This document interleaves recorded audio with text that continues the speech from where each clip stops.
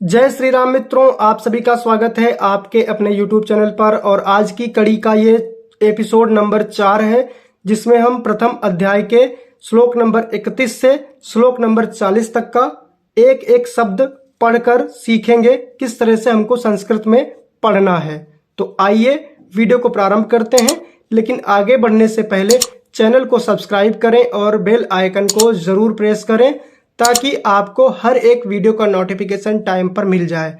और अगर आप किसी और ग्रंथ को पढ़ना सीखना चाहते हैं तो कमेंट कीजिए, हम आपको उस पर भी वीडियो बनाकर देंगे। तो आइए वीडियो को प्रारंभ करते हैं।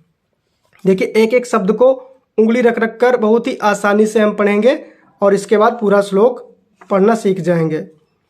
न च श्रेयो अनुपश्यामि हत्वा स्वजनमाहवे, न कांक्षे विजयं कृष्ण न च राज्यं सुखानि च। तोड़कर पढ़ेंगे। न च श्रेयः अनुपश्यामि, देखिए संधि विच्छेद हुआ, अह की बिंदी और आ मिलकर ओ की मात्रा बन गई। श्रेयः अनुपश्यामि हत्वा स्वजनम आहवे, स्वजन है, स्वजन नहीं। स्वजन माने कुत्ता और स्वजन माने संबंधी या अपना व्यक्ति। कांक्षे विजयम कृष्ण न च राज्यम सुखानि च। इस तरह से 31वां श्लोक कंप्लीट हो चुका है। आप देखते हैं 32वां श्लोक।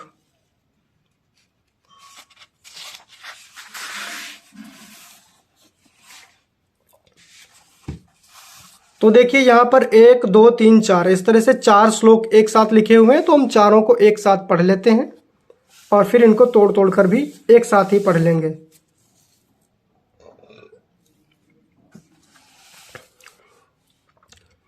किम नो राज्येन गोविंद किम भोगैर्जीवितेन वा, ये सामर्थे कांक्षितम नो राज्यं भोगाः सुखानि च, त इमे अवस्थिता युद्धे प्राणांस्य त्यक्त्वा धनानि च, आचार्याः पितरः पुत्रास्तथैव च पितामहाः मातुलाः श्वशुराः पौत्राः श्यालाः संबंधिनस्तथा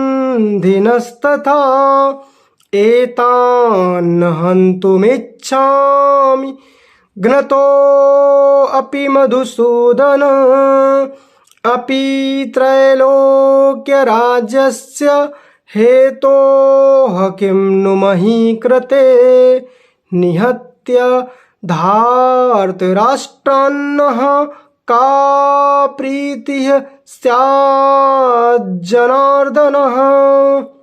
इस तरह से हमने चारों श्लोकों को आसानी से धीरे धीरे पढ़ लिया है। अब तोड़ तोड़ कर पढ़ेंगे।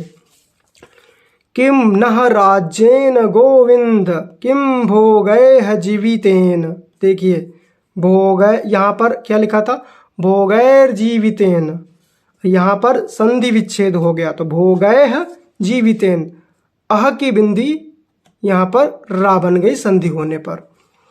वा ये साम अर्थे कांक्षितम नः राज्यम भोगाः सुखानि च, ते इमे अवस्थिताः युद्धे प्राणान् त्यक्त्वा धनानि च, आचार्याः पितरः पुत्राः तथा एव च पितामहाः मातुलाः श्वशुराः पौत्राः श्यालाः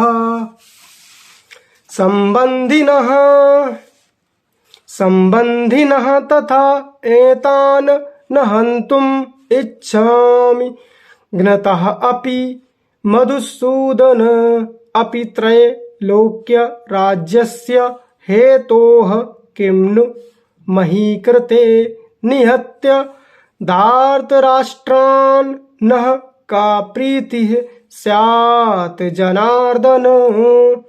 इस तरह से श्लोक नंबर 35 तक हम सीख चुके हैं। अब 5 श्लोक हमको इस वीडियो में और पढ़ने हैं।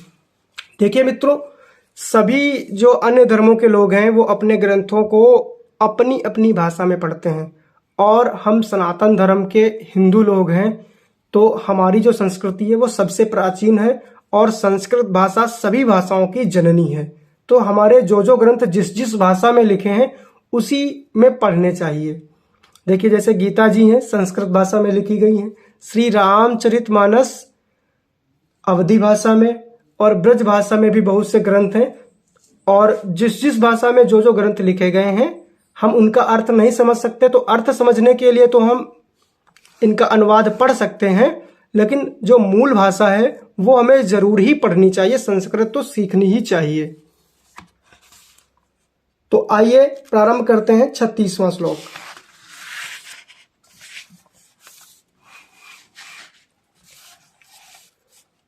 पापमेवाश्रयेदस्मान्। देखिए, बहुत ही आसानी से तोड़ तोड़ कर पढ़ रहे हैं, फिर इसमें से तोड़ तोड़ कर पढ़ेंगे हम। पापमेवाश्रयेदस्मान् हत्वैतानाततायिनः तस्मान्नाराः वयं हन्तुं धार्तराष्ट्रान् सबान्धवान् स्वजनं हि कथं हत्वा सुखिनः श्याम माधव। देखिए, पापम एव आश्रयेत असमान हत्वा एतान आततायिनः तस्मात् न अर्हाः वयं हन्तुं धार्तराष्ट्रान् स बान्धवान् स्वजनं हि कथं हत्वा सुखिनः श्याम माधव। देखिए, इसको फिर से पढ़ते हैं। पापमेवाश्रयेदस्मान् हत्वैतानाततायिनः तस्मान्नार्हाः वयं हन्तुं धार्तराष्ट्रान् सबान्धवान् स्वजनं हि कथं हत्वा सुखिनः श्याम माधव। तो 36वां श्लोक पूरा हो चुका है। अब हम 37वां श्लोक पढ़ते हैं। यद्यप्येते न पश्यन्ति लोभोपहत चेतसः कुलक्षयकृतं दोषं मित्रद्रोहे च पातकं कथं न गेयमस्माभिः पापादस्मान्निवर्तितुं कुलक्षयकृतदोषं प्रपश्यद्भिर्जनार्दन। फिर से पढ़ते हैं। यद्यप्येते न पश्यन्ति लोभोपहत चेतसः कुलक्षयकृतं दोषं मित्रद्रोहे च पातकं कथं न गेयमस्माभिः पापादस्मान्निवर्तितुं। पापात होगा, संधि होने पर पापाद हो गया है। कुलक्षयकृत दोषं प्रपश्यद्भिर्जनार्दन। तो यहाँ पर 38 श्लोक हमारे पूरे हो चुके हैं।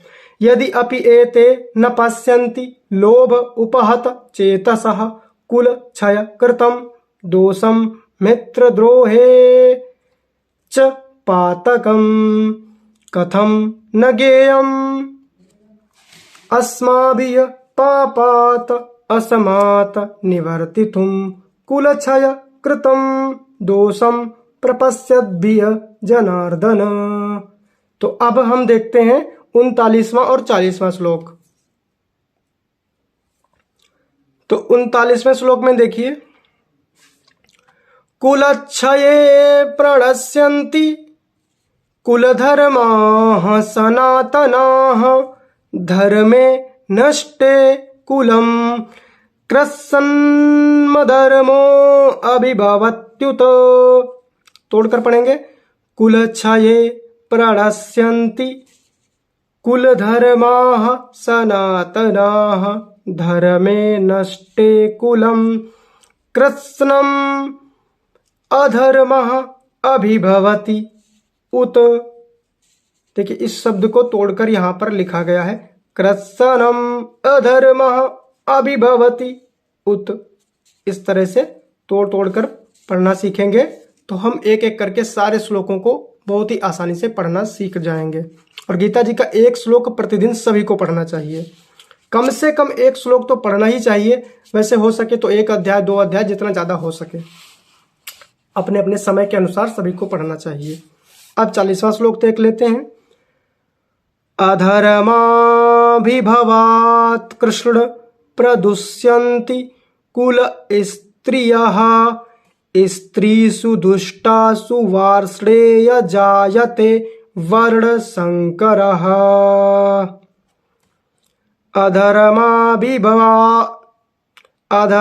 अधर्माभिभवात् कृष्ण प्रदुष्यन्ति कुल स्त्रियः स्त्रीषु दुष्टासु वार्ष्णेय जायते वर्णशङ्करः।